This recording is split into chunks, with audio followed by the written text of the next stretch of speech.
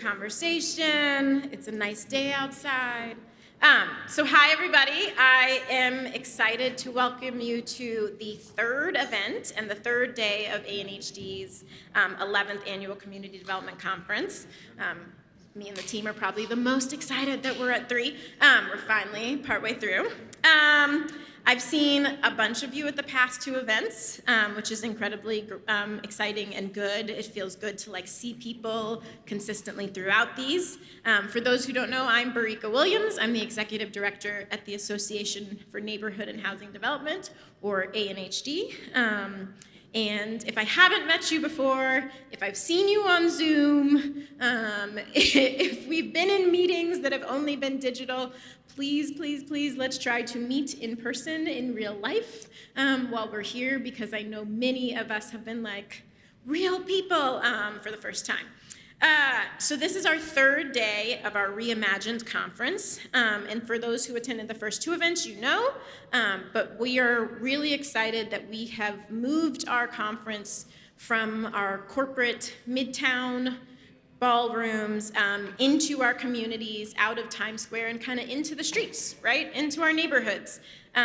This is what ANHD does. This is who our members are. This is where our communities are. And so it's exciting to have our conference better reflect and uplift ANHD's values, our members, our communities, and our neighborhoods. So our first event was in Astoria and focused on land use. Our second event was held at Bed-Stuy Restoration Corporation, the first in the nation's CDCs, and addressed building solidarity between homeowners and tenants in small homes in that 1 to 4, 1 to 6 unit stock that many of us sometimes forget is like a core part of our housing in New York City. And today we are here to talk about modern day redlining. A large part of centering our conference in the communities is also partnering and working with our small businesses and our MWBE contractors and vendors. This is something we really committed to doing and trying to work to think about how we are spending our money as a nonprofit organization as well. So today our reception and our lunch after the panel discussion features Food by Food Trends. And it's actually a company that began as a family business and now has expanded into its 3rd generation and is a proud certified women-owned and operated small business. So we hope you enjoy and stay for some of the refreshments after the panel. I want to thank the ANHD board. I know there's a couple of them who I think are supposed to be sprinkling in as we go, but really appreciate their support as we said, hey, this is what we're gonna do. How does this sound? To the ANHD staff who have worked incredibly hard. We are an organization where the staff are really the folks who put on all of these events. So kudos to Jamie Weisberg and Will Depot, who are core in organizing this event especially, and to our sponsors who are helping make this whole thing possible. So a special thank you to our movement leader sponsor, Citi, to our community convener sponsor, Goldman Sachs, to our neighborhood defender sponsor, Wells Fargo, and to our lead law sponsor, Goldstein Hall.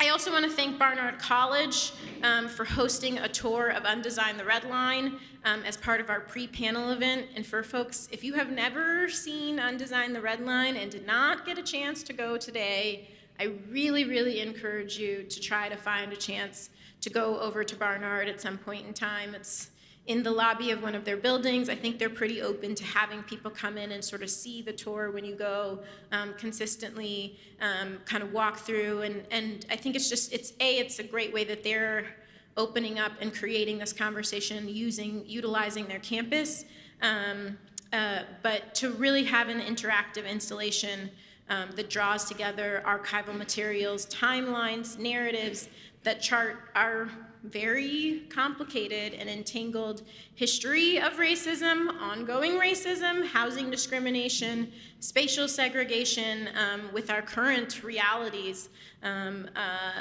is, I think, very telling and something that kind of grounds a lot of what we talk about in day-to-day. I had seen it before and went back through it this time and saw stuff that I hadn't seen, understood new stuff, learned new things, have new questions. Some of us were like, I got a call, it was like, are you coming back? Because you're supposed to be back. And I was like, oh, I'm still on the tour. Because there's a lot in there. It's a lot to really make us think and reflect. Not only does the exhibit engage with historical topics, but it also includes customized areas that promote viewers to reflect on how things relate to ongoing patterns and some of the conversation that you'll hear from the panel today.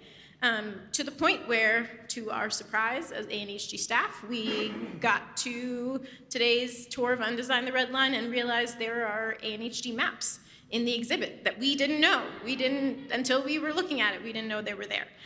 So it's great to see the connection to what can be framed as a historical to the ongoing reality, which is the tie into redlining and modern day redlining that we're gonna talk about today.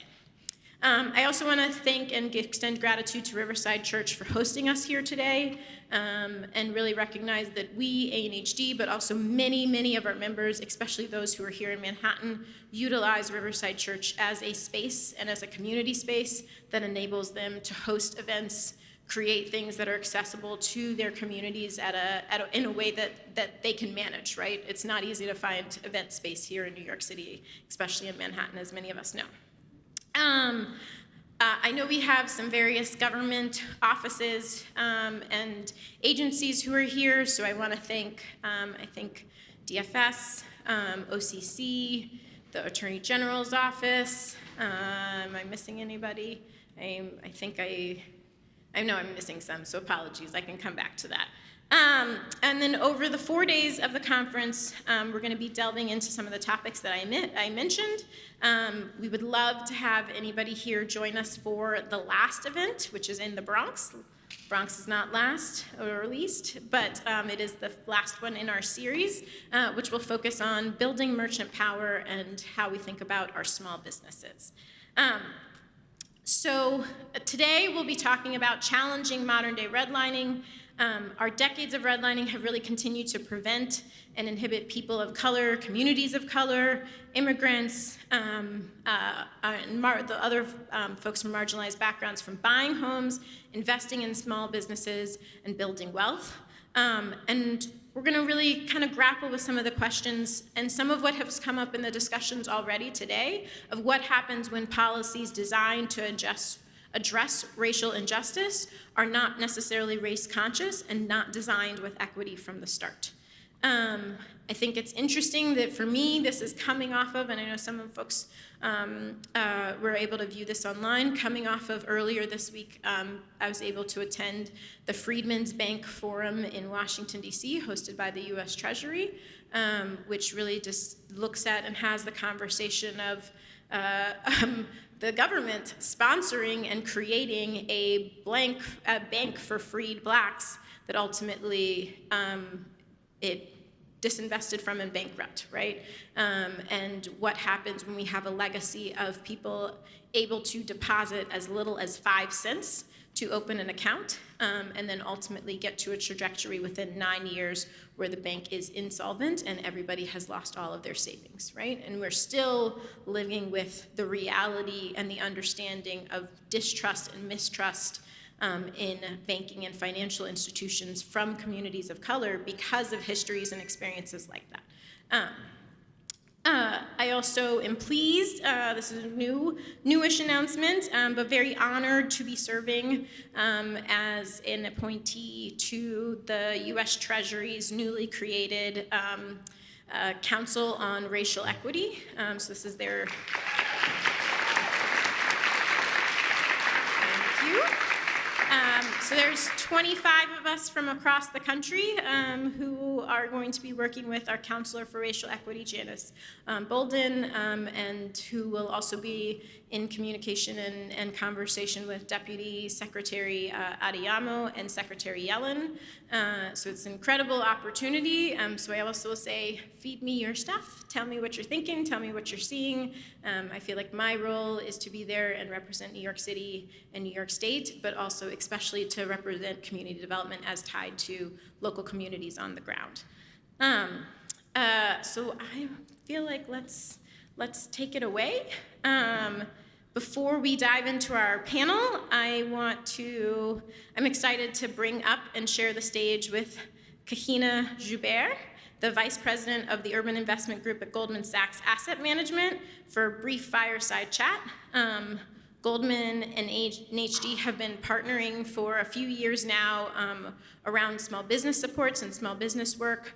And also they hosted and held conversations in the past year with ANHD's Black woman-led nonprofit community development corporations. The first time that I know of that across the city, all of those actors came together in conversation.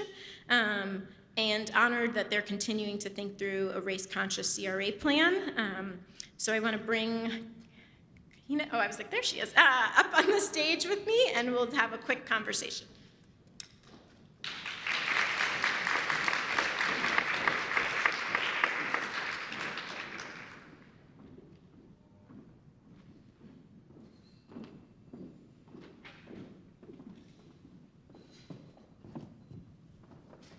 On? Are these on? Yeah? Hello.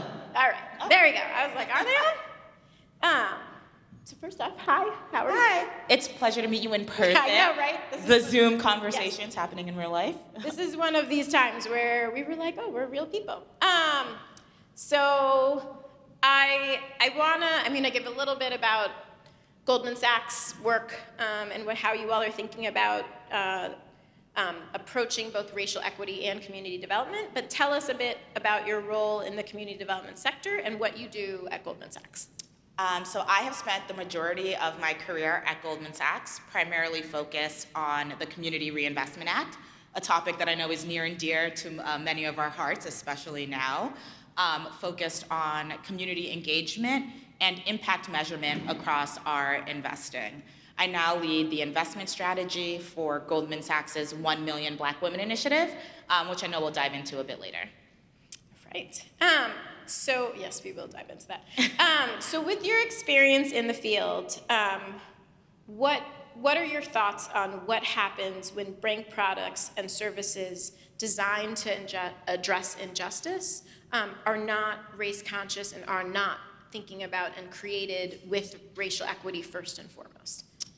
So whenever you are thinking about a bank service, whether it's a retail loan or a community development loan, it's very important to have a wide lens and a wide view about what is happening locally. Everything from economic factors to public health considerations, access to transportation, access to jobs, the demographic that you intend to serve with the product or service, including race. Because when you don't consider all of those things, the intended recipient is often overlooked and you miss the objective of what you're trying to do. Okay. So I think I've been thinking a lot after this forum. I know many of us have been thinking here and really talking about, how we all know the role that government and financial institutions, right? It's both and, have played in getting us to the real reality, the economic opportunity reality, the racial inequity reality that we see and have today. So it's not, nobody here thinks that we have tackled this, that we have done it, that we have achieved it, but I think many of us are pushing that we have the real conversation of confronting it, right? So how is Goldman trying to confront that differently than you were doing 5-10 years ago? Yeah, so one example is through the work of the Urban Investment Group, which I think many folks in the room know, but is the group that has been deploying capital in low-income communities for over 20 years, specifically Black and Brown communities, doing that by financing affordable housing, focusing on educational facilities, healthcare facilities, and by partnering with community development financial institutions and other mission-driven lenders on the ground to ensure that small businesses have access to capital. If we fast forward a little bit forward, now through 1 Million Black Women, we have an intentional focus on the demographic that we want to serve through our investing work. So let's talk 1 million Black women. Obviously, that is who the two of us are. But can you say more about like what the initiative is, and what it's actually trying to achieve, and what tools it's using? Is it grants? Is it capital? There's folks here who are really trying to understand what this thing is and what you hope it's going to have as an impact? Absolutely. So it's both and. At the crux, 1 Million Black Women is a $10 billion investment strategy alongside $100 million of philanthropy to narrow opportunity gaps for Black women in the US over the next decade. And in true Goldman fashion, we don't do anything that is not backed by research. So before the initiative was published, our research department published a piece of work called Black Womenomics, which essentially explored the dual disproportionate impact that Black women face when it comes to assessing economic factors that contribute to success in the United States. No surprise to anybody in the room, 90% wealth gap. What makes up that wealth gap? 2/3 of that is an earnings gap. Right? So if we look at housing outcomes or educational opportunities, access to capital, even healthcare outcomes, Black women were either the most disadvantaged or a close second. And so we knew that this was an important place for us to play a role. More importantly, the research showed that if we could narrow the earnings gap for Black women, we would see annual GDP rise by $450 million. So it's not only the right strategy to do, but it's also an economic imperative. I think the thing about the initiative that surprised me the most, I've worked at Goldman Sachs for nearly a decade, is before the initiative, as you alluded to before, we went on a series of listening sessions that many folks in the room actually participated in. You know, what Goldman Sachs has is capital and investing expertise, but we won't pretend like we have all of the solutions to solve these complex problems. And so listening to challenges that Black women are facing across the country, but more importantly, the solutions that they are seeing that works, or ideas for solutions where they think investment capital or philanthropic capital will really make a difference, is what we want to hear. Centering the voices of Black women is critical to what we will be doing over the next decade. Can you, I just want to go back to, what was the number you said? 450? $450 billion annually. Okay. Billion with a B, right? I just needed to make sure I heard that for myself.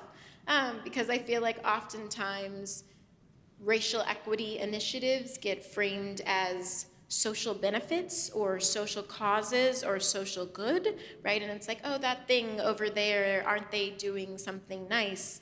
And that really puts a number on like, no, this is commercial, and it's also about our national economy, exactly, not just doing something for a specific demographic group or to meet the need of social justice and racial equity that's happening in a moment. Yeah. You know, part of the theory is that if you can uplift one of the most disadvantaged groups, everyone comes up, and including the economy. So that's also part of the theory of change. Can you give an example of a program that has come out of 1 Million Black Women, or something that is actively going through it that you feel like really is help getting us there? Yeah, so we talked about those listening sessions. Something that we heard time and time again was that the social sector also needed access to capital.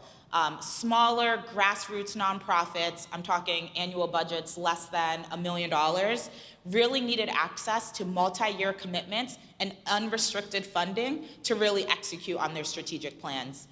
So as a direct result of what we heard, we actually created a program called Black Women Impact Grants, where 50 nonprofits from across the country will receive a 2-year commitment from Goldman Sachs, ranging from $50,000 to $250,000, to really give them the runway to execute on those strategic plans. This is the first time that Goldman has done a national RFP at this scale, and specifically focused on Black women. The other exciting thing about this program is the network that they will create amongst themselves, and the ecosystem that we are building and introducing them to Goldman Sachs and hopefully other peer institutions.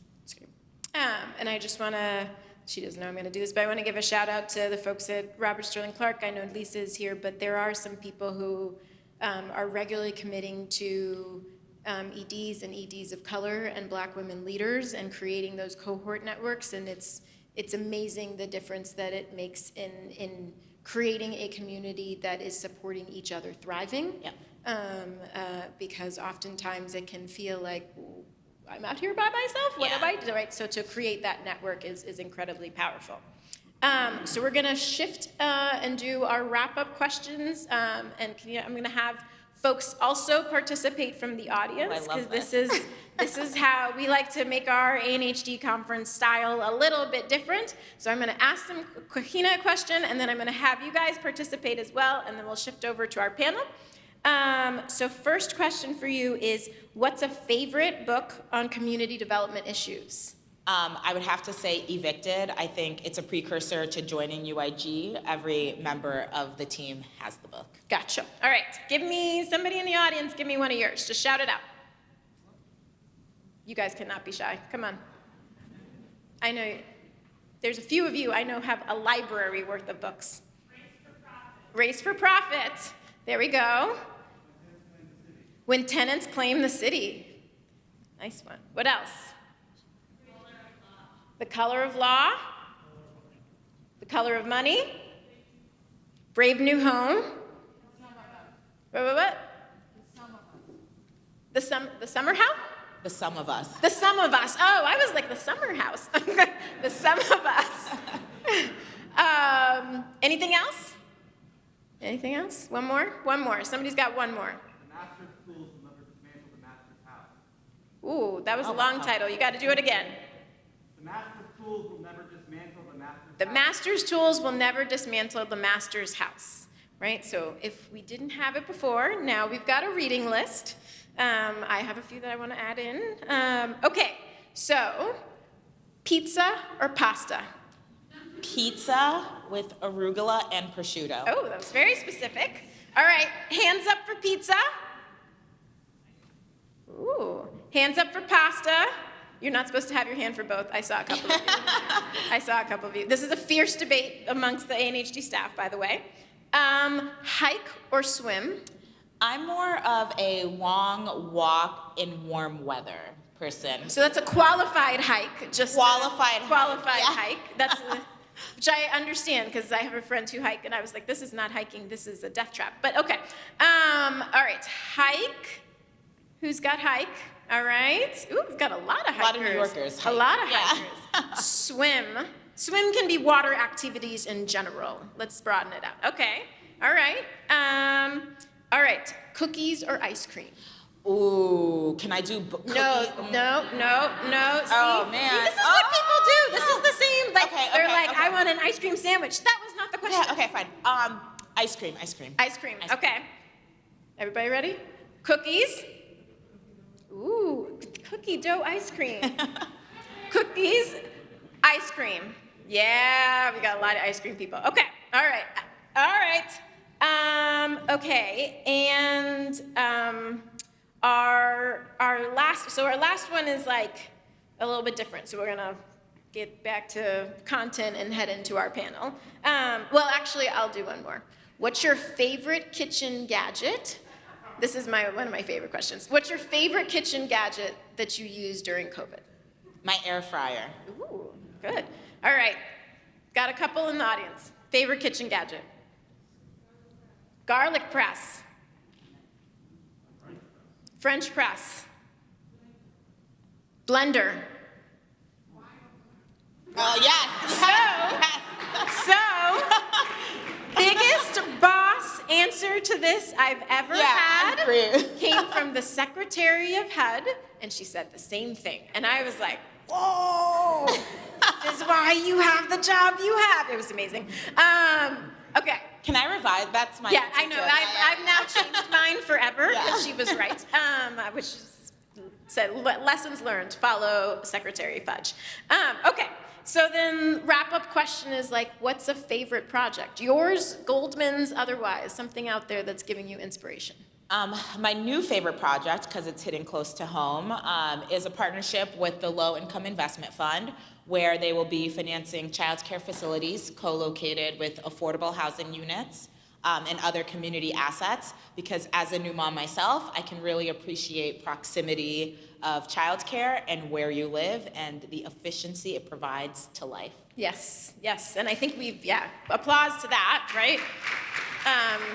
And I think a real appreciation for having childcare in your neighborhood and community, both for our lives, but especially understanding what that means in COVID, right? For people to not be trekking around for childcare, but to be able to have it close to home.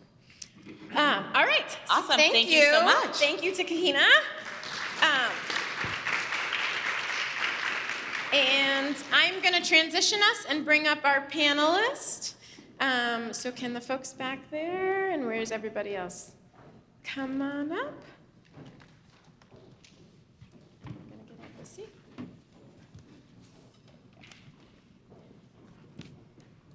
Oh, I'm supposed to.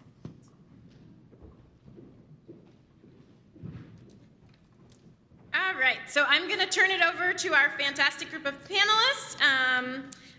We are going to be moderated by Executive Director of Brooklyn Deep, co-host and co-producer of School Colors. If you haven't heard that podcast, you need to be listening to it. Mark Winston Griffith, Financial Justice Program Director at New Jersey Citizen Action, Bev Brown Rugia. Is that right? Ruja? I always do that wrong. Chief Executive Officer of Nos Quedamos, Jessica Clemente. Jessica cannot make it. She had a family emergency. I was like, I remember this. An associate professor of sociology and public service at NYU's Wagner School of Public Service, Jacob Faber, and lead organizer at Northern Manhattan Improvement Coalition, NIMIC, Jean Henry. So welcome all of them to the stage. I'm going to turn it over to Mark to take it away, and thank you, everybody. Thank you.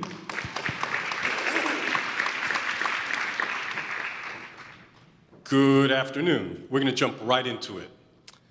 So redlining is a term that's been with us for a long time, but obviously it's a concept that's old as the hills.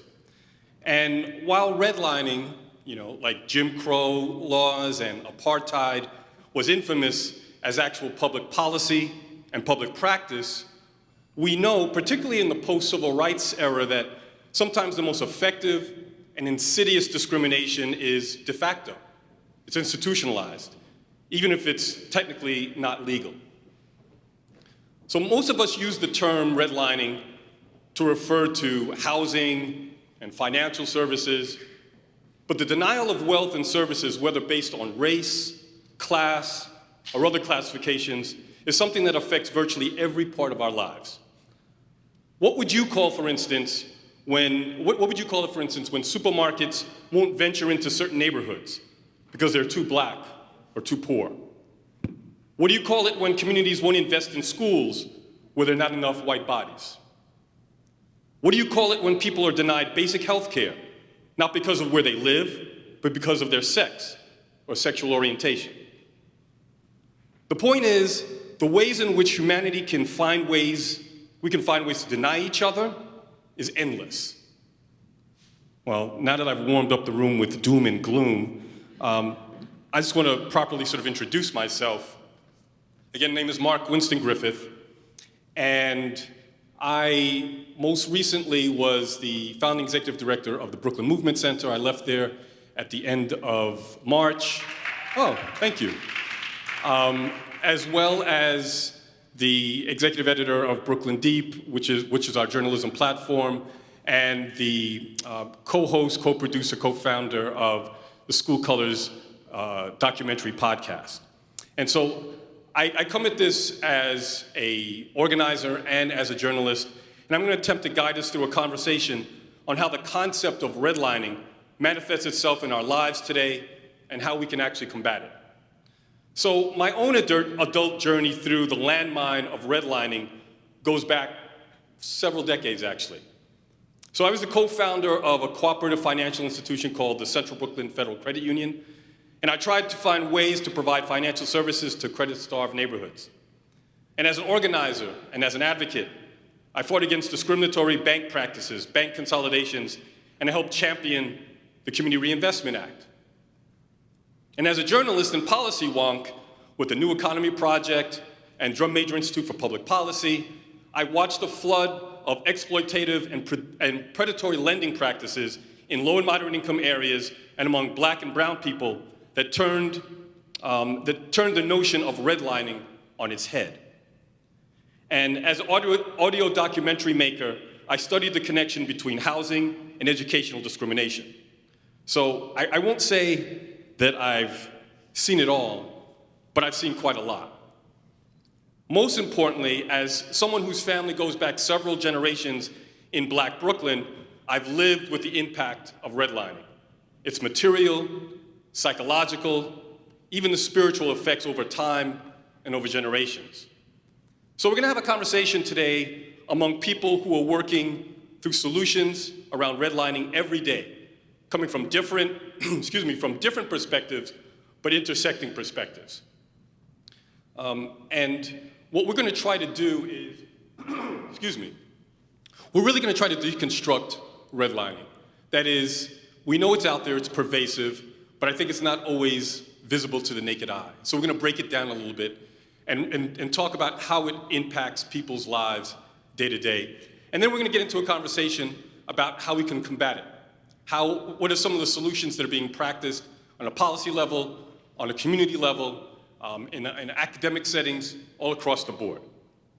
So the way we're gonna do this is, the first round of the conversation, I'm just gonna ask everyone to introduce themselves and then sort of tackle kind of a guiding question that I have for them.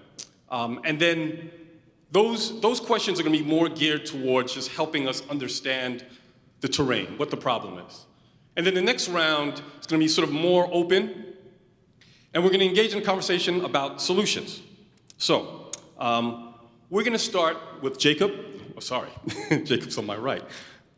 Start with Jacob. And Jacob, I'm gonna ask you again to introduce yourself, but also just ground us. Ground us in definitions and in history around redlining, Community Reinvestment Act, all the other terms that folks should know, and help draw a straight line from, Depression-era policy and practice, or even beyond that, today, and how do you see redlining manifesting itself throughout the country? Thank you for that, and thanks for the opportunity. I'm, again, Jacob Faber, he, him, and I am on the faculty at New York University. And broadly, I study and teach classes on the long-term consequences of redlining for segregation and racial inequality. And I really appreciate, Mark, your kind of personal story, because this is an intergenerational story that dates back to almost a century to the New Deal. So, and a quick aside, it's really fascinating the change in the conversation around these issues over the past even 3 to 5 years. That speaking in rooms like these, even amongst people who are in the social justice field or racial justice field or housing development field, 5 years ago, there was still quite a bit of explaining that needed to be done around the history here, and it's the expansion of knowledge around redlining and related policies has really been incredible. So I'm going to be kind of brief, and we can come back to some of the details. But again, going back almost a century, starting with the Great Depression. And we usually think about the Great Depression as an employment crisis, and it certainly was. Millions of people lost jobs. Unemployment, I believe, hit 25% nationally. But the Great Depression was also a housing crisis. About half of mortgage debt was in default in the early 1930s. Hundreds of thousands of people were forced from their homes due to foreclosures, evictions, et cetera, and into homelessness or houselessness. So The origins of redlining come from a very specific policy that was passed by the federal government to stem the tide of foreclosures. The policy was called the Homeowners Loan Corporation, or HOLC, or HOLC. And basically it allowed homeowners to refinance loans that were at risk of foreclosure or buy back homes that were already lost to foreclosure. And part of this program was creating the now infamous redlining maps, or as they were called at the time, residential security maps. So HOLC hired hundreds of appraisers, property appraisers, to go to hundreds of cities across the country and grade the lending risk of neighborhoods within those cities. The lowest grades were D grades, and they were color-coded in red. And that's where the term redlining comes from, and over subsequent decades became much harder to get not only kind of mortgage credit and other forms of investment, but a wide array of social and political and economic opportunities and investment. And it's really important to pause and consider HOLC as a transformative policy for the United States. So before HOLC, there was no standardized mortgage credit in the United States. If you wanted to buy a home, you had to do so with cash, or you were reliant on whatever your local lender was going to give you, and mortgages tended to be short-term loans, 3 to 5 years, not amortizing, and if you were reliant on renewing the loan at the end of the period, not too dissimilar from contemporary payday lending, but with your house. HOLC created the long-term fixed payment mortgage, originally at 15 years, but then expanding to 20, 25, and 30. And this financial investment was expanded by even larger federal programs, the Federal Housing Administration and the Veterans Lending after World War II, to create the American Homeownership Society. That this didn't exist before these programs were created. And so this federal policy created the primary tool for wealth accumulation for most Americans, and segregated it. And again, this is where the kind of intergenerational piece comes, where you had whole communities that were denied access to this incredibly profitable tool for wealth accumulation in the middle of the last century. And over time, in those communities would lose resources due to disinvestment and outmigration, further concentrating poverty through the siting of public housing and white flight from cities. And it really set cities and suburbs and neighborhoods within those places on dramatically different trajectories in terms of wealth and capital and policy and power accumulation over time. Again, happy to go back to any of this, but flash forward a few decades to the civil rights era. We usher in a suite of federal policies that are banning different forms of public discrimination, explicit discrimination, all important victories. However, extremely limited in that, one, there was no redress for previous exclusion, and two, they tended to put the burden of proof on the victim of discrimination. And proving discrimination beyond the shadow of a doubt is almost impossible. You might not even know that you're being discriminated against. So we have this new suite of policy tools to handle the discrimination. We've taken explicit discrimination kind of out of the sphere of public conversation, but discrimination evolved as racism evolves over time and exclusion evolves over time. And as I'm sure the other panelists will talk in a little bit, discrimination and racial oppression became decentralized and implicit, and much harder to combat. And I'll leave it there. Thank you. So, Beverly, bring us to current day. Help set the stage for present day. As we've heard from Jacob, again, there's a long legacy of redlining And, you know, I've been around long enough to see, again, attention focus on Community Investment Act and lending services, and then have seen exploitative and predatory lending really become a focus of a lot of advocacy. We're 2022, what is the landscape now? What does modern day redlining look like? So thank you both. My name is Beverly Brown-Ruja, and I'm the Financial Justice Program Director for New Jersey Citizen Action. We're a statewide nonprofit organization fighting for social, economic, and racial justice. And our roots really are, the origin of the organization really comes from housing advocacy. And early on, the organization started it's 40 years old, and really came from a group of sort of tenant advocates who then began to work on implementing and making sure that CRA was in fact carried out. And early on, the organization became a HUD-certified housing counseling agency and worked to make sure that LMI people in New Jersey were able to buy homes in the belief that, again, historically, the way to build wealth, middle-class wealth, was through home ownership.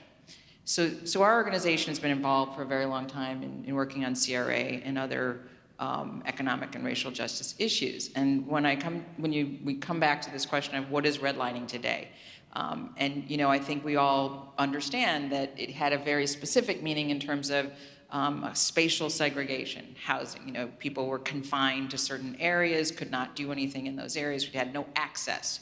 They had no access to the financial tools they needed to buy homes, to start small businesses.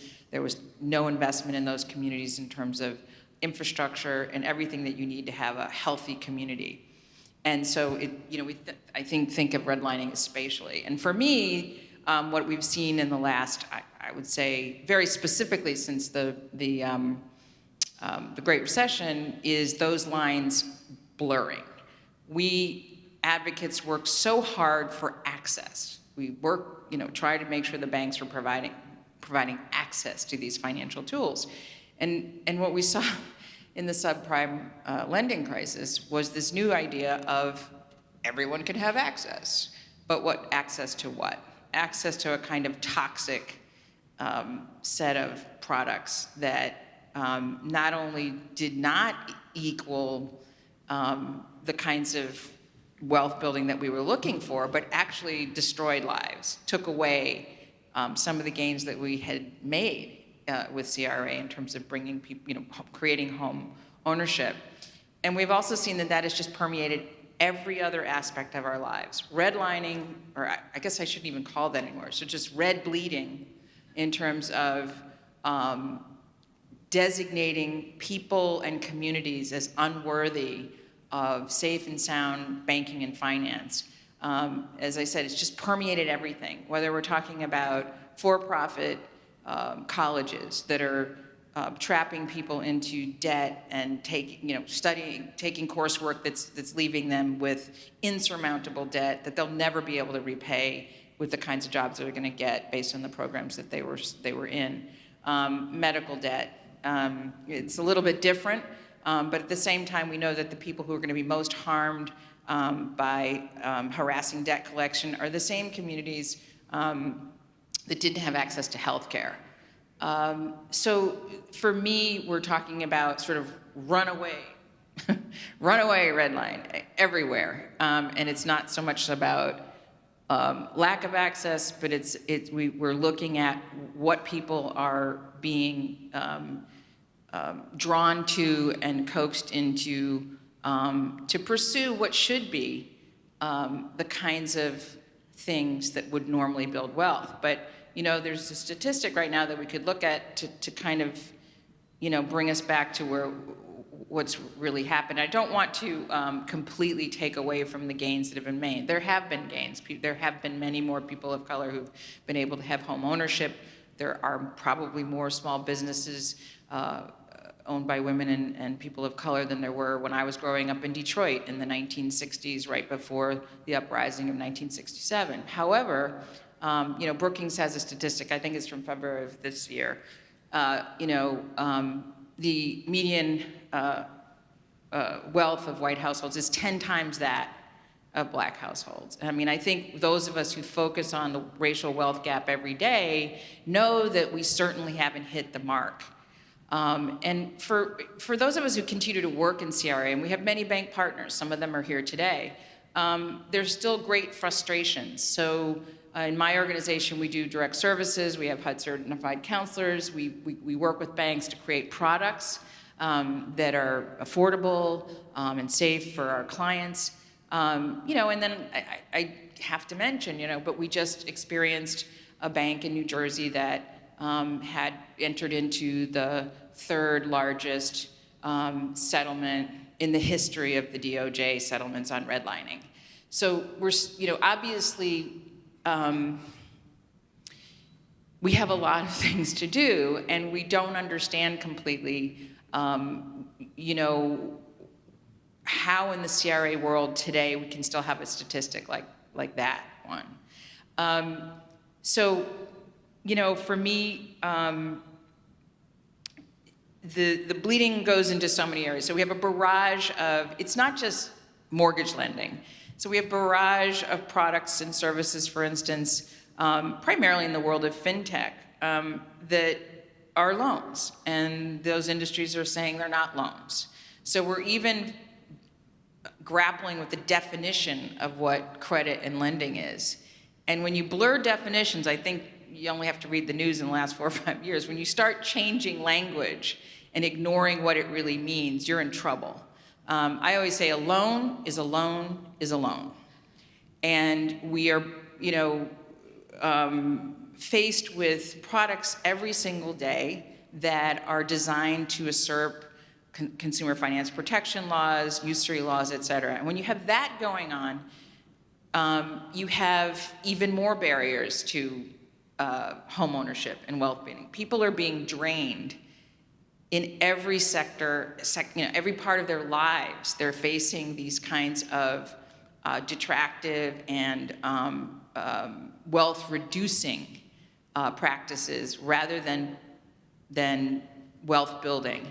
And so I think, I digress a little bit, but I think the key here is that we have to understand that there continue to be intentional systems that intentionally keep people from doing what we want them to do, and that is to establish safe, we want them to live in safe housing, we want them to have build middle-class wealth, begin generational security and wealth, and unfortunately we're still tackling an incredibly creative environment, environment of predatory and exclusive and inclusive predatory practices.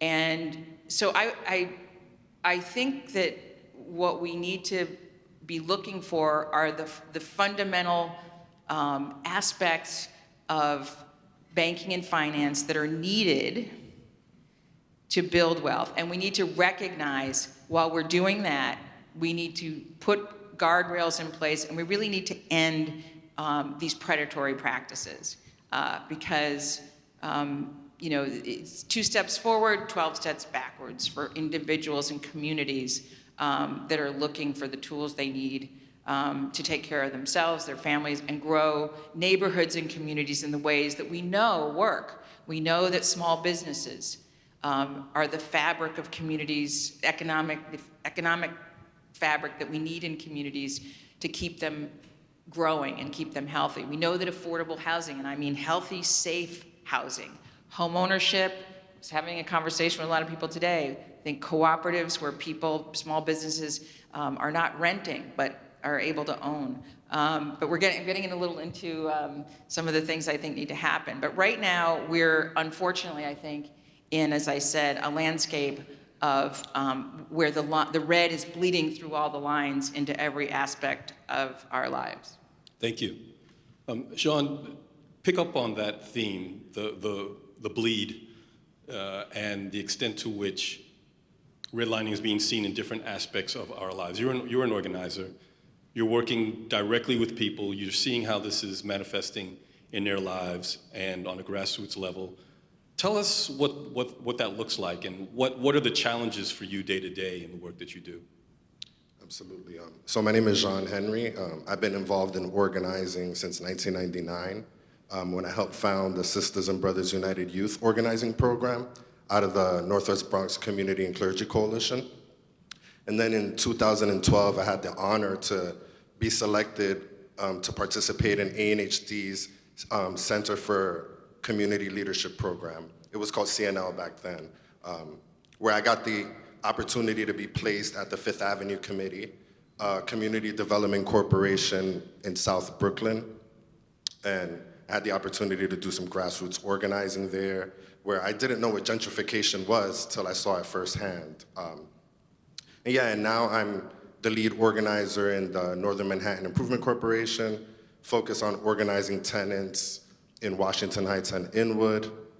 And what I see is, the effects of reverse redlining, and that's what I would call modern day redlining. In 1970s, we passed the CRA to address, the disinvestment, but the CRA doesn't have any language to address what's happening now, which is overinvestment and speculation.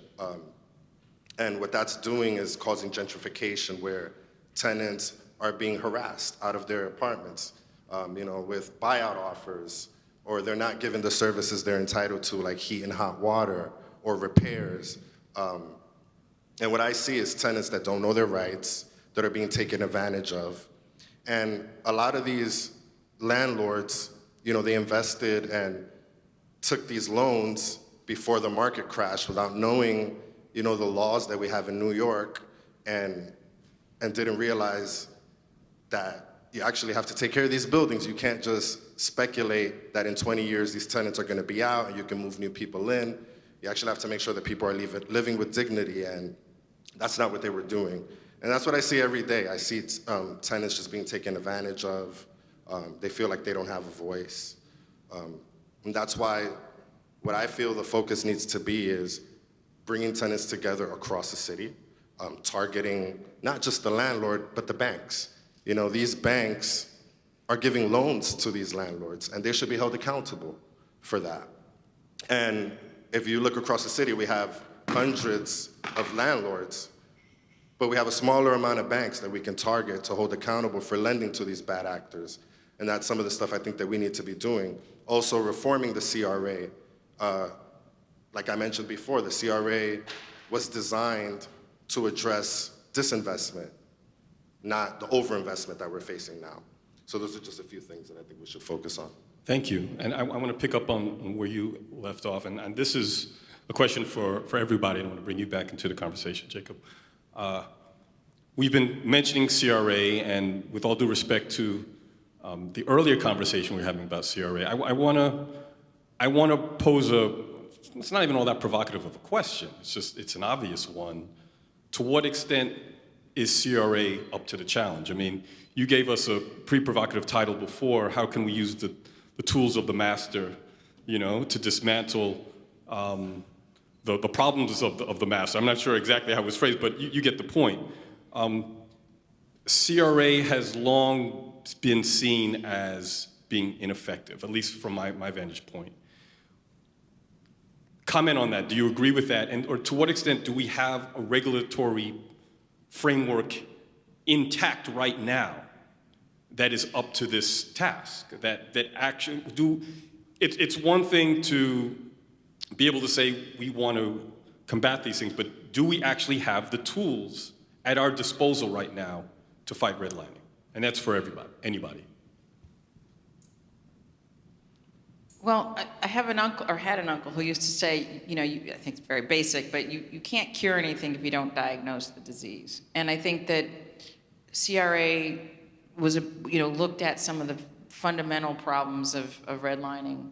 But when we examine or we participate or visit the exhibit of Redesigning the We understand that the complexities of discrimination and redlining are much broader than I think CRA covers. So the movement to strengthen CRA and make race a much more significant, well, make it a factor in terms of examining their performance, I think goes in the direction of moving CRA towards what it really has to do. Because currently, I would say it is insufficient because we don't get to the granular level of how banks are performing everywhere. You know, it's not specific enough, and we don't see enough of what we need to see to be able to, I would say, both oversee the banks, but also help them correct what they need to correct. That said, it's also, you know, there's also a fact that we don't really have many opportunities to, you know, there's no real enforcement piece in CRA. I mean, you know, the winds of regulation change, and you have some regulators who sometimes are going to be a little bit more, you know, their standards are higher. But I mean, I think, and we have banks in the room, I mean, I think they can say how you're likely to get an outstanding, I think most banks get an outstanding rating most of the time. Maybe that's not right, but you know, outstanding, or what's the other one? Satisfactory. So first of all, it doesn't have enough teeth. There's not enough enforcement in it. It doesn't dig deep enough in terms of examining what's actually happening in the performance. We all know that. And so it's inadequate as it is right now, in my view. I think you can strengthen it, but I think it has to be paired with other things, which I imagine we'll be talking about. But CRA alone, I don't think will fix the problem. I think a stronger CRA will help us solve, you know, the persistent redlining that goes on. But it's going to take more than CRA to solve the problems that we're facing. We're here now at that conversation. So what is there beyond CRA? What do you look to support the advocacy work that you do as far as regulation, policy, or anything else in the toolbox? And again. Yeah, for me, I would say we need more funding for organizing, and across the city, not across the nation actually. It's like I work in an organization where we have 3 organizers to cover Washington Heights and Inwood. How are we going to really make an impact?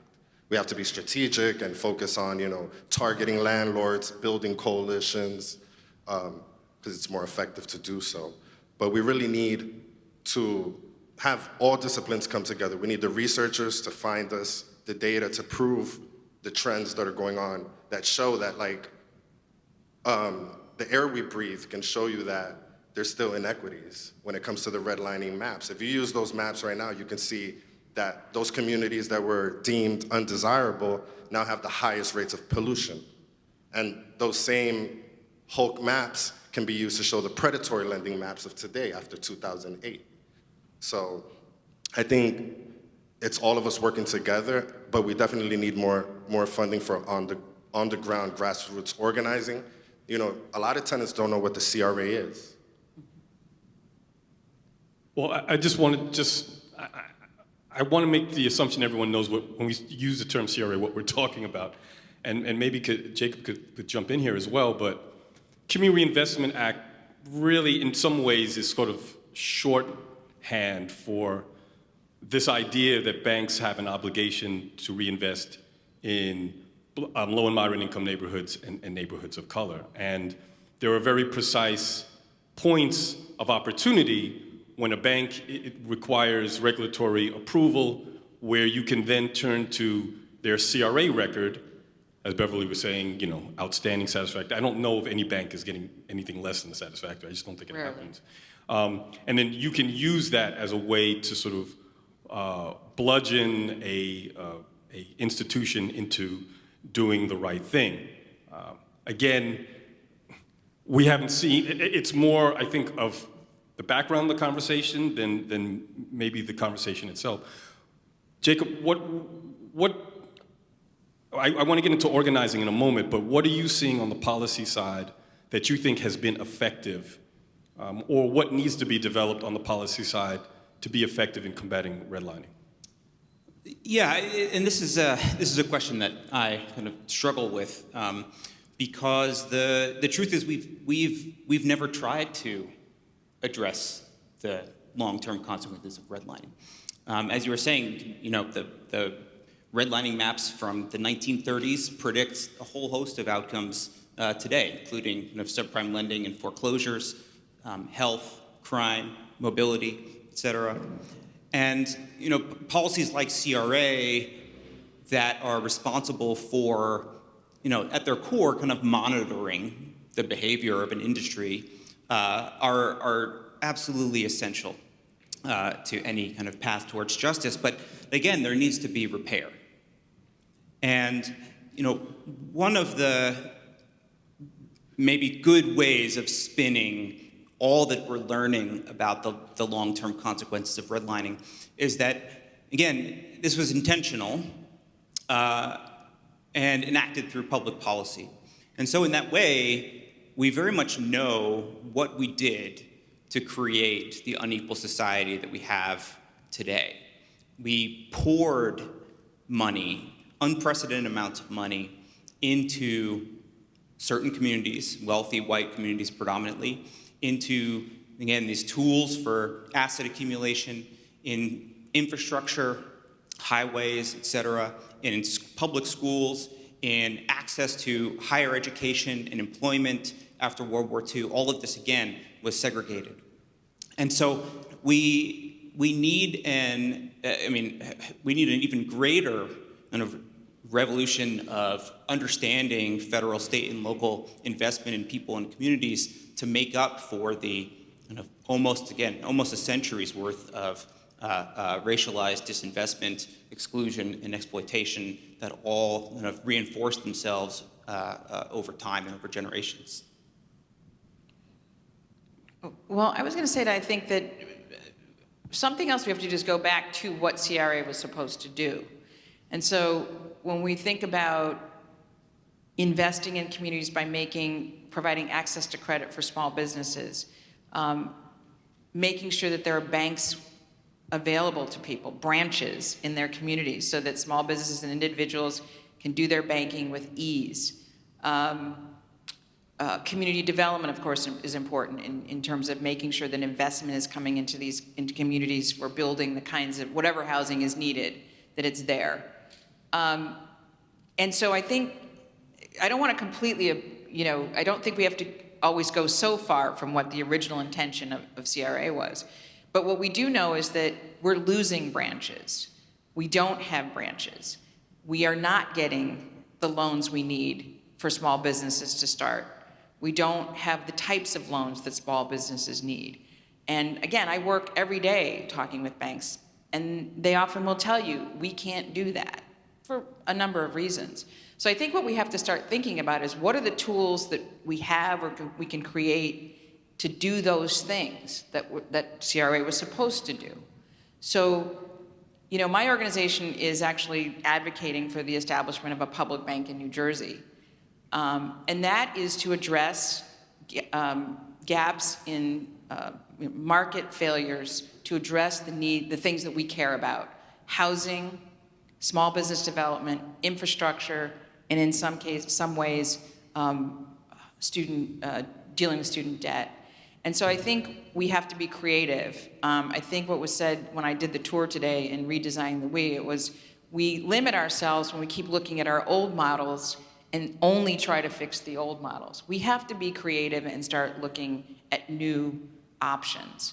Is it the cooperative model for small businesses? I spoke to one of the bankers here today, or a couple of them. We need to be investing in those opportunities for small businesses to own the properties where they do business. What are the tools that we can generate in our own communities? We talk about relationship banking. We have organizers and organizations in the audience today that are starting banks, community banks. We need that. What support is there for CDFIs? And so, we do need to strengthen CRA. We absolutely do need to strengthen CRA, but we also need to start creating opportunities that can't be solved through CRA. Thank you. Sean, give us an idea of what do you think have been some of the most effective forms of, I guess you can call it, anti-redlining organizing that you've seen. or what can you imagine right now would be effective? I mean, again, I come from an era when people used to protest in front of banks, or to get them to do the right thing around CRA. You don't see much of that happening today that I know of, at least. You're an organizer. You're talking about more resources for organizing, and I think that organizing oftentimes is a not valued enough part of the equation of change here. So, what would you point to as being some of the most promising ways we can organize around this? Yeah, well, it gives me a lot of hope after 2019 when we passed the Housing Stability and Tenant Protection Act, because I was organizing before that, and I saw that tenants had pretty much zero rights, just the right to a lease renewal, and everything else, landlords were just taking advantage of. So we saw in 2019 that we can make a difference, but we need to go further. There are more pieces of legislation, not just in New York State, like in the country, but in New York State, like good cause eviction. We also need protections for our market rate tenants. They shouldn't just be able to get evicted whenever the landlord decides to. Even getting rid of MCIs, tenants should not have to pay for repairs of landlords that are just purposely not taking care of their buildings. Why should that cost go on to the tenants? And there's a bunch of other pieces of legislation that we need to pass, along with reforming the CRA and adding all the other stuff that you were mentioning about, like, the banking work is so important. We need more branches in the community. But yeah, I think it's a mixture of everything. We need to all work together, all disciplines coming together. But ultimately, we need more funding for organizing. I second that. Third. Fourth. I need a time check. How much, there was supposed to be a sign back there telling me how much time there was. Do we know? Okay, well, we'll 3 hours. right. Well, we're gonna open it up to questions pretty soon, but one area I want to go into is, could you talk a little bit more about the legacy of redlining? Like, what can we look around and see today that is proof that this happened? Like, I'll give you an example. So, for instance, in the second season of our podcast, School Colors, the focus is on education, and the focus is on a diversity plan that's come to a particular district in Queens. And people were fighting up against it and saying that, it's not a problem of, people are making a decision about where they want to live, and that has an impact on where their children go to school. And yet we went back and we looked at how a place like Forest Hills Gardens was structured in a particular way to keep out people of color. And you see how public housing was aggressively fought in Forest Hills. So now you get a better understanding of the fact that it looks that way because of public policy, and this has an impact on the schools, what kinds of options people have, and on what kinds of schools we value. So I'm curious, what other signs of CRA and CR legacy do we see beyond housing, or could it be inclusive of housing? Yeah, no, it's really good because it's, as multiple people have said, it's pervasive, the long-term consequences. And, I think it's important to step back and, again, think about what the Homeowners Loan Corporation, as well as these two even larger programs that, again, kind of created the American Homeownership Society, what they did kind of for the American ideologies around race and space. Because what you saw after these policies were implemented were rapid rises in racial segregation. And this was due to not just kind of loan denial to people of color, but also what these policies did was that they institutionalized the notion that proximity to blackness was bad for wealth accumulation. Right? This was an explicit choice that these policies made. And so what they did was, in doing this, it meant that any homeowner's financial future is dependent on the racial composition of their neighbors. Again, this wasn't true. This wasn't true before these policies were implemented. And at the same time, it made it incredibly easy, in most cities, cheaper than renting, to buy a home with one of these mortgages. And so it made millions of people, almost exclusively white, investors in this racialized market. And the fact of the matter is, if you look at patterns of home values and wealth over the course of the 20th century, it was almost impossible to not accumulate wealth if you bought a home in an American suburb in the 30s, 40s, or 50s. But of course, blacks were not allowed to buy there. And so this again kind of carries over time and shows up in the types of financial institutions that exist in our communities. So not only are banks, mainstream commercial banks, less common in communities of color, the banks that do serve communities of color tend to be more expensive than banks in white communities, even kind of after controlling for income and education and home ownership in the presence of other banks. And so there's an intentionality behind all of this, because racism, inequality, segregation is profitable. And one of my reactions to the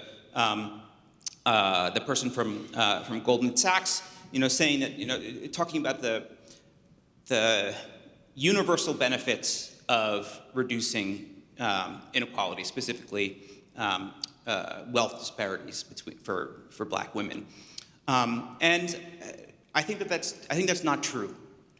I think that there are many people who benefit financially, politically, socially from segregation. They are invested in it.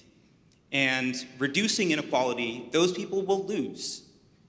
Jeff Bezos has to lose part of his wealth for there to be more equality. So again, it's really crucial to think about this as from a kind of political economy standpoint, of the fact that there are people who are intentionally keeping these structures in place because they're profitable. And again, the master's tools will never dismantle the master's house. Those are Audre Lorde's words. Right, those are not mine. right. No, right. Thank you. Thank you for helping me get that quote right. Thank you. I just want to pick up on the profitability of that legacy. So it's this self-perpetuating gold mine, in that, the financialization of every aspect of our lives has opened the door to exploiting low income and poor people more than we ever imagined they could be exploited.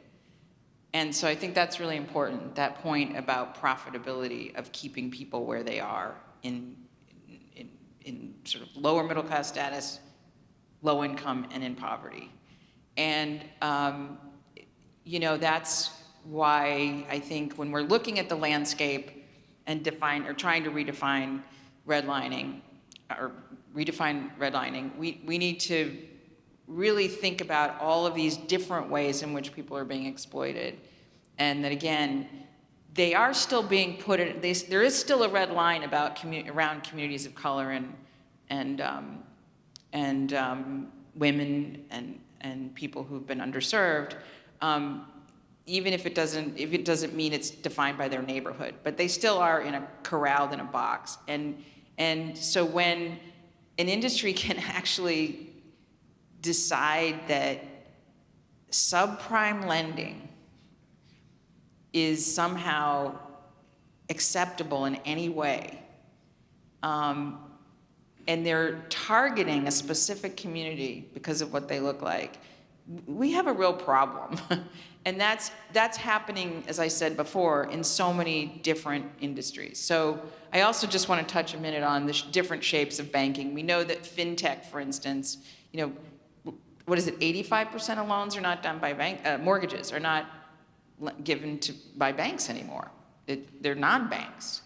And when we're talking about some of the solutions, we also need to look at who we regulate and how we regulate. And so, Right, and CRA only corresponds to depository institutions. right, and so New York State expanded its state CRA. I just want to say there's a federal CRA is the one that we're referring to. The Community Reinvestment Act of 1977 is a federal law. But some states do have their own CRA laws or some form of a CRA law. New York State had one, or has one, and expanded it to include non-banks. Illinois just enacted a CRA, and it covers non-banks. And that's important for a lot of different reasons. But again, we gotta be, diagnosing the problem. And so we have new players out there, and we have to think about their role and what they're doing in perpetuating the legacy of redlining, which ultimately is about blocking people from getting the tools that they need to survive, thrive, and take care of their families. And so there are people who are deliberately targeting communities that they know are desperate for small loans. We were talking about small business loans earlier. Some of the mainstream banks will not provide startup loans. You have people desperate to start small businesses, they're going to fintechs. They're paying 100, 200% interest APR for those loans.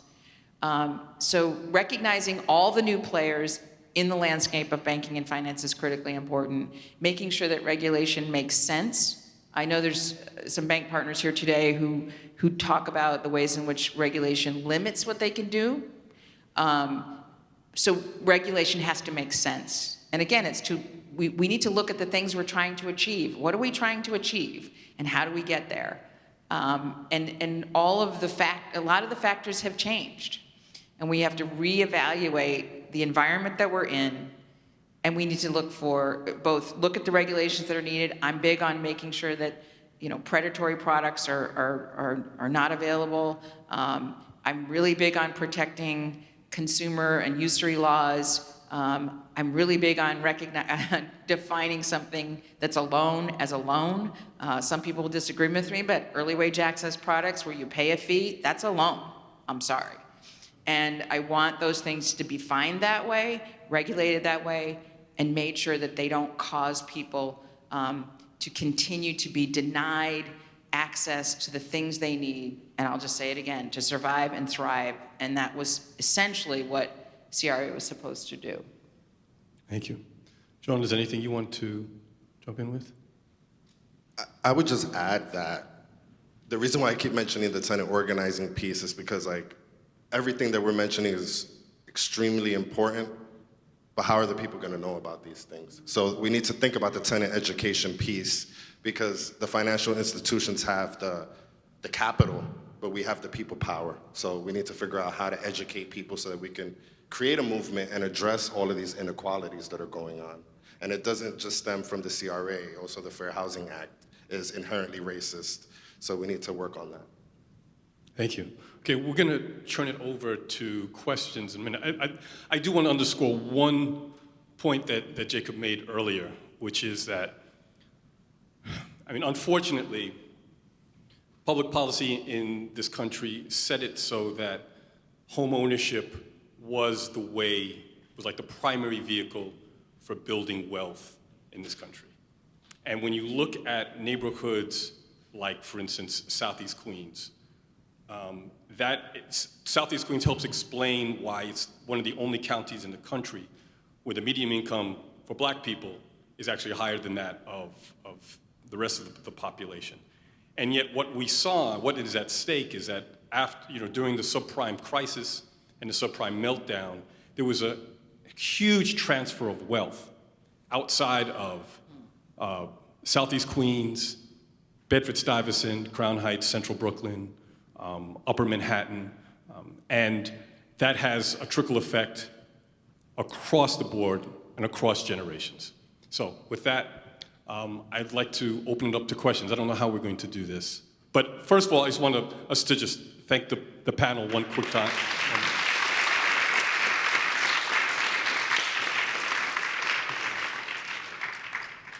So questions? Mike?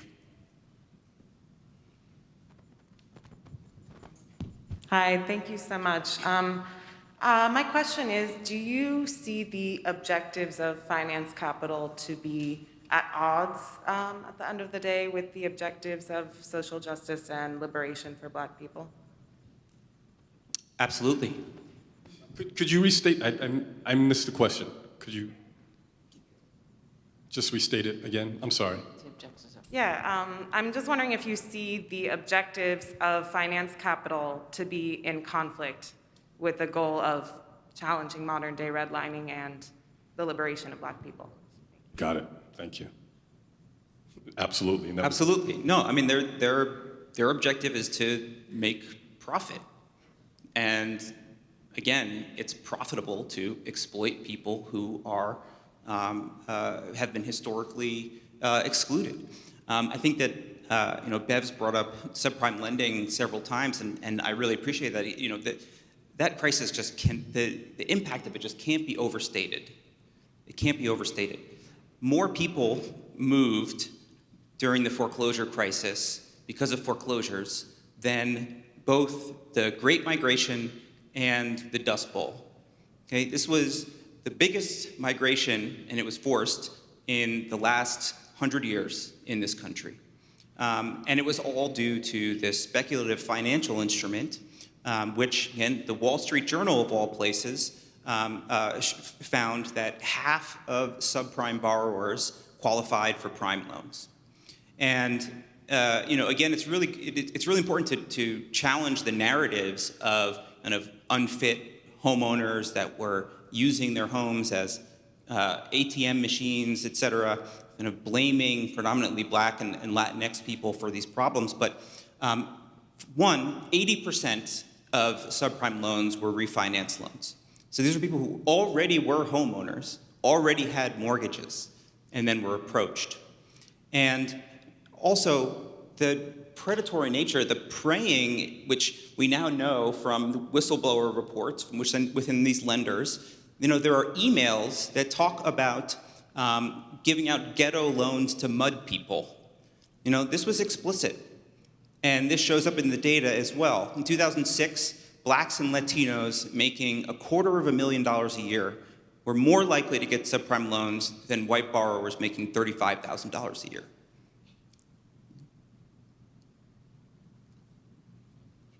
Mic drop.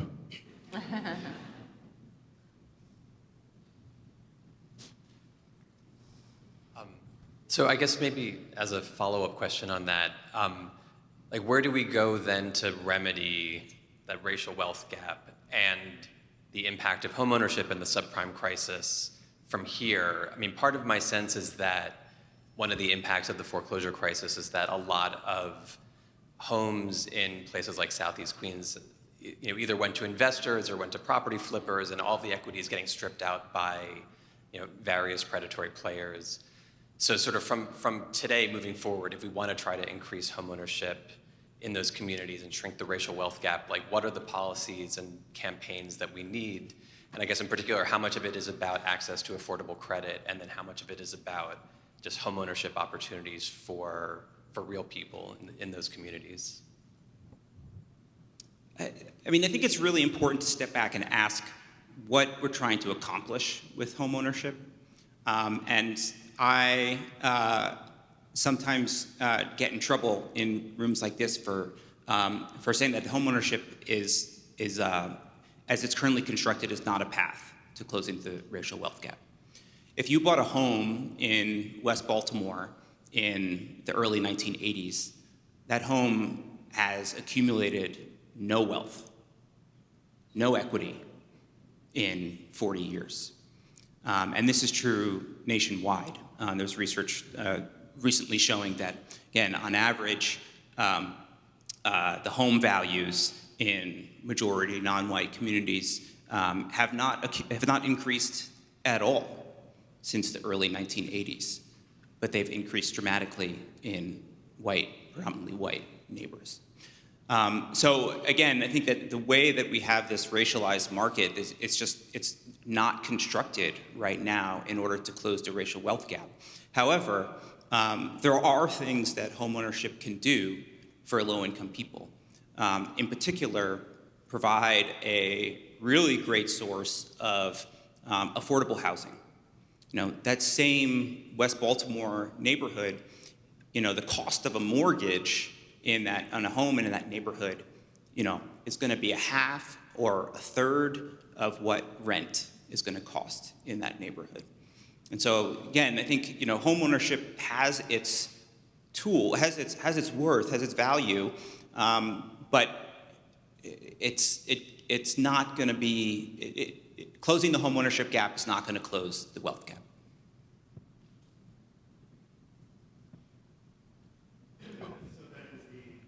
Hold on, there's a mic coming for you.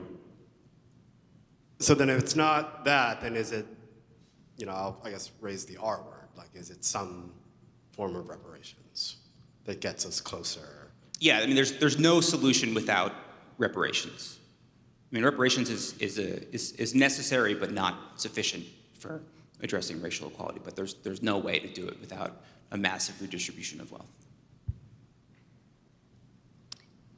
Can I say that I think that's absolutely going to be a part of it, and it's going to sound strange, but I still believe we need to police the racism that's going on. We know that there's deliberate appraisal discrimination right now, which is impacting. I believe there's going to be communities where, there's just definitely not going to be much equity growing. But there are communities of middle class, communities of color. They're being robbed of their equity now simply because appraisers are being discriminatory. And I think that we need to root that out, and we need to fix that. Again, it's going to take a lot of different things. I mean, we can't ignore the fact, the income gap, racial income gap. There's other factors, not just, what we're talking about here in terms of trying to build wealth through home ownership, but there are other parts of, other pieces, things going on in our systems that are feeding the same problem in terms of the racial wealth gap. So it's going to take a lot of different things, different policies and systemic change. No one thing is going to fix the massive legacy, not just of redlining, but slavery and other forms of Jim Crow. Every step of the way, we've dug ourselves deeper into what is a morass of racially defined forms of denying people the kind of wealth that they should be able to build in a country like this. But I do agree. There's going to have to be some kind of reparations. But I think continuing to strengthen things like CRA, getting our banks to be clearer, more honest, transparent about what's going on. I said it was a big blow to us, in New Jersey, that we have yet another bank that definitively was doing things that were redlining. And so, like, when did that happen? Was this recently? There was a DOJ settlement with a bank that just came out last week. But, in a community, they were lending to the 1% of their mortgages, 1.7% of mortgages were going to African Americans in New Jersey, 1.7%. We need to get at the root of these problems and get everybody, all the players, to be to come to the table and really work at this. We have a situation where we have a regulator that wants to root out discrimination, and it's being sued for doing that by industries across the country. The Chamber of Commerce is suing the CFPB for wanting to root out discrimination. Why? We're told that everybody wants to solve this problem, but not sure that that's really the case. So there's a lot of work to do. Hi, I'm Oscar Perriabello. I'm a reporter with Next City. I'm interested if you have any take on, does the number and size and location of the banks matter? Not just the branches, but the locations, right? So this, just for some context, right now there are 52 banks headquartered in New York City in the 5 boroughs. 39 of those are in Manhattan, 2 in the Bronx, two in Staten Island, 1 in Queens. None in Brooklyn. Even I was shocked, like, there's no banks, there's some credit unions in Brooklyn, no banks. There were as many as 31 banks that have been headquartered in Brooklyn over time, but none of those banks are active today. They've all been merged or shut or closed.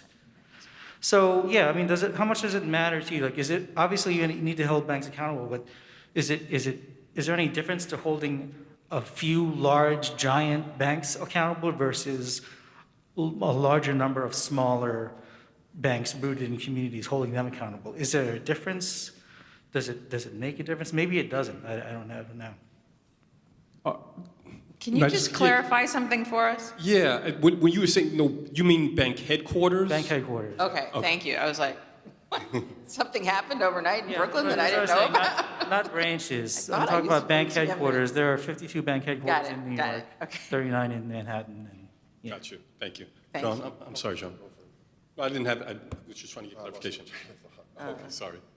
He was asking me about So I think in getting the clarification, we missed the question. I remember the question. Okay, good. You said the difference between holding the larger banks accountable minus the smaller ones. I believe that holding the larger banks accountable makes a lot more sense strategically, but it's all about identifying which are the bad actors and targeting those banks. Yeah, and I will say this, that I know through the 80s and 90s, we spent a lot of time and focus on banks and thinking about where they were located.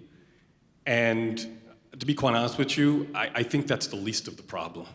I don't think, when we're talking about wealth and wealth accumulation, obviously access to financial services is very important, but where a bank is physically located doesn't really begin to speak to its lending, its investment portfolios. It doesn't begin to speak to who it's investing in. And so I'm not saying it's not relevant, but I think banking, the nature of banking is so global. I think that, I don't want to say we've moved beyond the importance of local branches. I think that a lot of people would fight me on that, and I spent a long time advocating for that. So I'm not saying that, but I do think that that's a part of the equation, but it's a small part of the equation. Yeah, I mean, I guess the question is, like, the branches open and close. And sometimes the local bank closes down and all its branches close. Sometimes the big banks take it over. So I guess the question is, like, would you rather have 3 or 4 giant banks with all the branches in the neighborhood, and you would hold them accountable, but they're giant banks that have branches, thousands of branches all over the country that they're worried about? Is that better or worse or the same as having, 5 banks based in Brooklyn, they have branches in Brooklyn, and when you hold them accountable, you can go straight to the CEO in Brooklyn? Well, I think I would say that if you're going to do business in a community, you need to be there. So whether your headquarters is in San Francisco, downtown Brooklyn, or whatever, if you're going to take money out of that community, you need to have a presence in that community. So as far as the big companies are concerned, that's what I would say about that. If you're going to be doing business there, you really should be providing direct bank services. In our view at Citizen Action, you should have branches. Do I think that that's better than having community banks there? No, but if you're going to do business in a community, I think you have to have a presence there. When, we have a community where we had to fight to get one branch, this is in Jersey City, predominantly African-American community, and we had to do all kinds of things to get one branch. In the past, all we had was a couple ATMs, not even bank ATMs, some of those, I don't even know what they're called, those, whatever they're called, in supermarkets or at the dry cleaners or whatever. So I think if you are a large bank, and you're going to extract money from a community, you should have a presence there. That said, I also believe that we need to strengthen the environment for small community banks. Relationship banking, we believe, still is critical. I don't deny that there are things that technology can provide. Small business owners like to be able to look at their phone and see what's going on in their balance. absolutely. But to be able to walk into a branch and sit down with a bank officer and figure out how you're going to get through the next 2 months because something happened is still important in our view. And we get a lot of pushback on that. And I know what you're saying about, I think when we look at how banks are performing, that specific thing isn't necessarily a determinant of how they're treating the community in lending, et cetera. But I still believe in terms of retail services, they should have a presence in those communities where they're making money, where they're making profits. So I think there's, we do need to, when we talk about fintech, we know they're just sort of like roaming all over the place. And a lot of us are still grappling with and figuring out how, but we think they need to be held to CRA. They need to be looked at, and somebody needs to say, what are you taking out of that community? What are you putting back in that community where you're making millions, maybe billions of dollars? I don't know if it's billion, but fintechs are making a lot of money.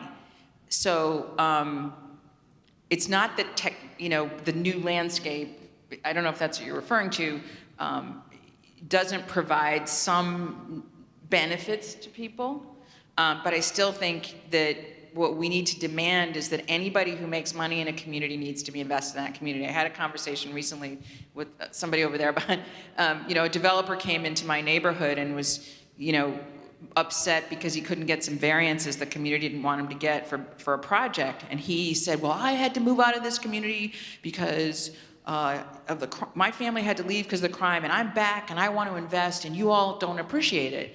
And we said, look, there's 35 people out here who never left. They're investors too.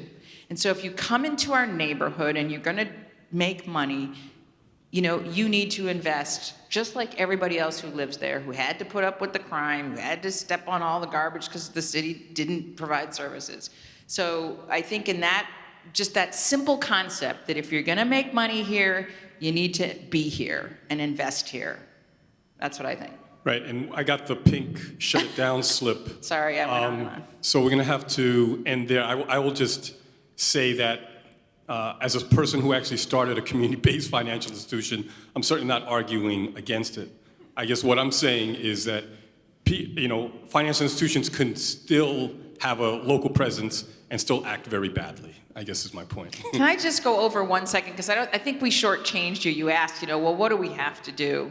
And I certainly don't have all the answers, but I think that there are a lot of creative things going on. I hope everybody will look into what the different ideas are and the different ways that people are trying to establish public banks across the country. Everybody's doing something different. It's not the same everywhere. But creating a mobile bank, making sure that people, supporting CDFIs, building the cooperative community. I think there's a lot of things going on that are good. We can't deny the fact that people make the rent's too damn high and people don't make enough money. What is it? What is that saying? I could never do this, but you can't make it from day 1 to day 30 of the month. I forget what it is. There's not enough money to get through the month. And that's just a fact. That is something that, we can't ignore. So I think there are a lot of creative things going on. Policy-wise, it's tricky. Newark is grappling with the investors coming in and buying up 1 to 4 unit properties. As a housing counseling organization, we get credit-worthy people coming into our office every day, but we're losing the properties that they can afford to buy. So the problems have to be attacked on so many fronts. And we all have to be on our toes and paying attention to all these things. Appraisal discrimination, LLCs buying up properties, predatory lending to small businesses, all of it matters. And we just have to be really vigilant and open our eyes and think creatively and redesign what the systems are that make our communities whole and healthy.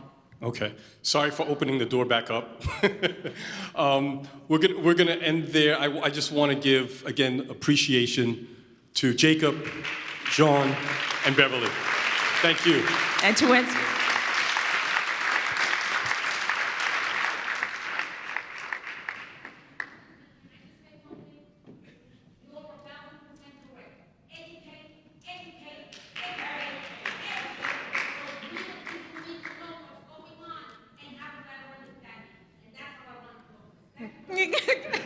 Love it.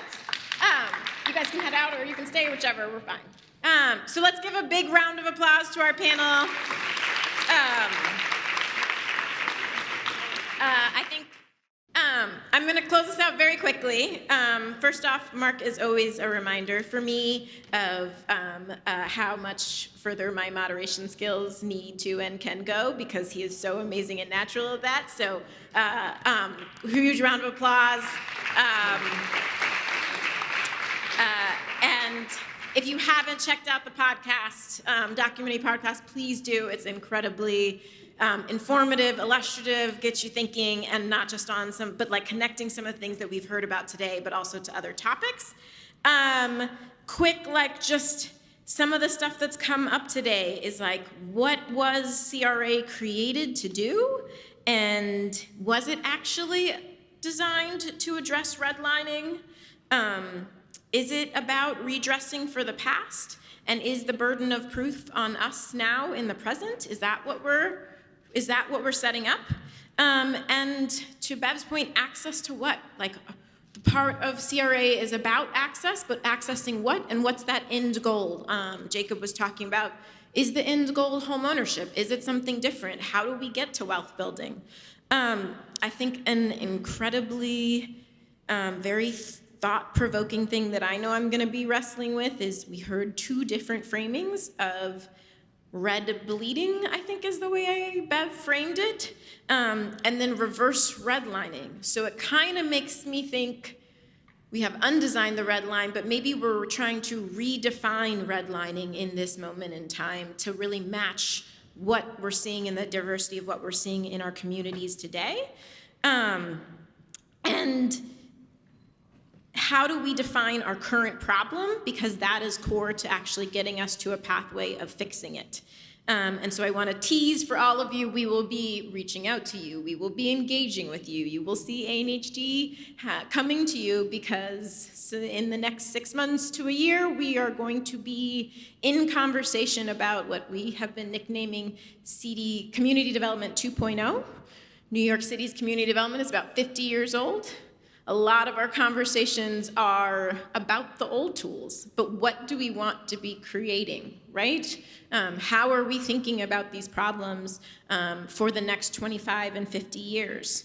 And I would be absolutely remiss if I didn't highlight, well, we have some of the actors in the room, right, who are we need in order to tackle this. So financial institutions, the banks, but not just them. They're not the only players in this. We heard about them a lot, but we've got the New York City Comptroller's Office, New York State DFS, the Office of Financial Empowerment, the New York AG's Office, Comptroller of the Currency, FDIC, Treasury, and the Fed all had people here. This is not just one side, right? And regardless, to Jean's point, it demands and requires that we fund and support organizing, that there is no pathway to doing this without that. And it's important to highlight that that is something that sometimes makes both banks and financial institutions and philanthropy uncomfortable, but that is what has gotten us what we have, and that is absolutely core and crucial to getting us where we need to go. ANHD believes in movement building. We are not a policy organization. We are not just an advocacy organization. We believe in building community power. That hashtag is very intentional. And so if there is one thing everybody can take away from here, it's to think about supporting that on-the-ground work of organizing day in and day out that creates things like BFAC, that gets a mobile banking branch, that launches a community credit union, and that are these organizations that are really foundational in doing this work. So there is some munchies in the back, there's more food, there's coffee, there's drinks. I wanna say thank you to everybody. Thank you again to Citi, to Goldman, to Wells for being our lead sponsors, to Goldstein Hall. And I hope that you all have walked away from this with more things, more questions, but regardless, we've got a lot of work to do. Thanks, everybody.